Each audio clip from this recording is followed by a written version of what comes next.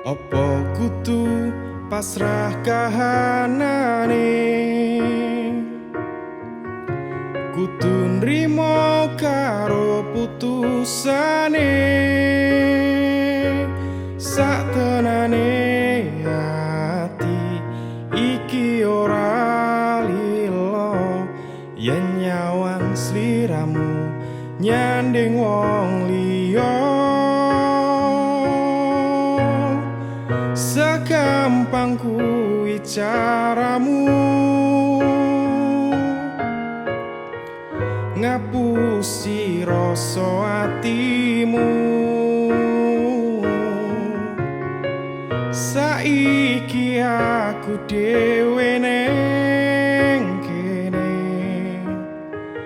ming sepi tanpa tresnamu.